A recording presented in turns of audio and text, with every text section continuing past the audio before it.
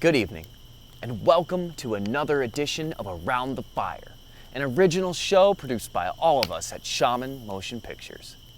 I'm your host, Josh Murphy, and tonight we're going to discuss wasted space. Now, when I say wasted space, we're not talking about land that isn't being used, such as wilderness. That's a good thing. We're talking about developed areas, particularly our problem with abandoning buildings and developments.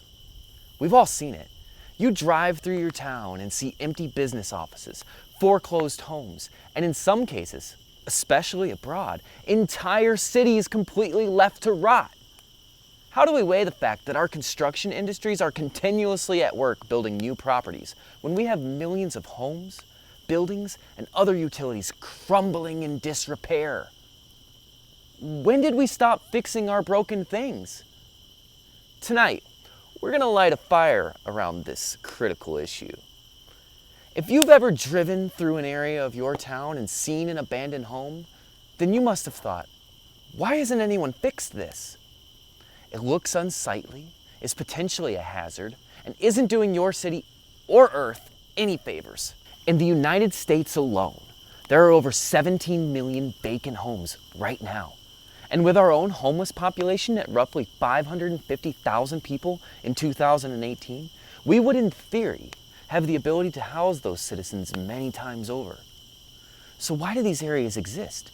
Why aren't we utilizing them?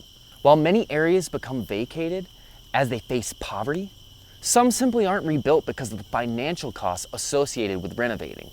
And yet, we constantly expand and build new properties. This never-ending expansion of our urban and rural areas cause destruction of habitats, runoff issues into our lakes, rivers, and streams as phosphorus makes its way across permeable surfaces. Why do we keep building when there are already enough buildings to satisfy our needs? Most of the conversations around the problem of vacant homes involve abandoned buildings and homes, particularly in America's cities. Old urban areas that have lost population or have experienced increase of poverty levels over the past several decades. Much of the analytic work on this subject focuses on cities such as Detroit and Baltimore, as well as smaller decimated cities like Youngstown, Ohio. 24/7 Wall Street has examined the vacancy problem in some of the largest cities in the United States.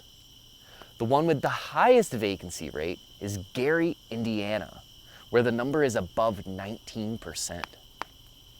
Vacancies are not exclusively in cities. In fact, vacancy rates in rural America and small towns tend to be higher than those in large cities. So this is a problem that affects everywhere. And according to the Lincoln Institute study titled "The Empty House Next Door," vacant and abandoned properties are not just an urban phenomenon.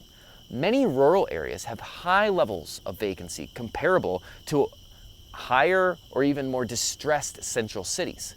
And according to the Housing Assistance Council in their 2010 report, rural and small town communities as a whole have a vacancy rate of nearly 18%, compared to just the 10% in metropolitan areas.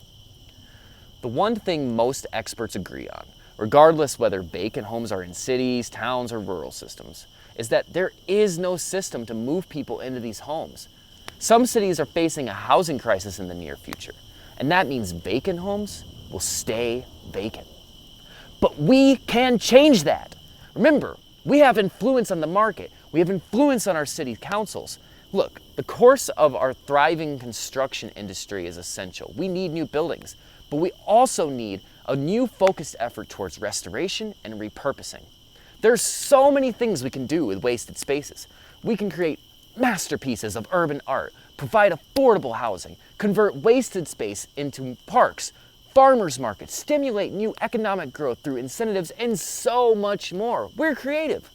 Hey, and remember the last episode?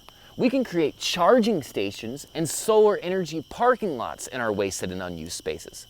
We can also create programs that will encourage small businesses to invest and help ensure we don't neglect these treasures.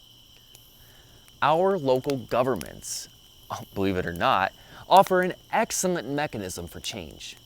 City by city, we can encourage our mayors and aldermen to create tax incentives for property owners, construction companies, and other corporations to help them invest in abandoned or neglected properties. We can create a situation where those putting in the hard work to restoring our cities and rural areas will receive benefits directly, all the while contributing to a national effort of improvement. We can roll up our sleeves and fix these broken parts of our cities, and after we do, our environment and people will both see the long-term positive effects. What areas in your city could be improved? What kind of cool ideas could you imagine there? It's up to each of us, and most importantly, you, to help keep the ball rolling. Attend your city council meetings, speak at the Chamber of Commerce events, engage with others in your community, push for change. We can work together to refine these ideas and create a solution that marches us all towards a sustainable future. That's all for this episode. Take a moment to subscribe to our YouTube page. As a new show and a young company, we're counting on everyone to become a core member of our supporters. We also have a Patreon where you can get behind the scenes updates, swag, and so much more. We've even got a podcast, Namaste Nomadic. You can catch it wherever you get your podcasts. Thank you so much for each of you and all you do to help make our planet a better place. Glad you could join us tonight. We'll see you next time. Safe travels, friends.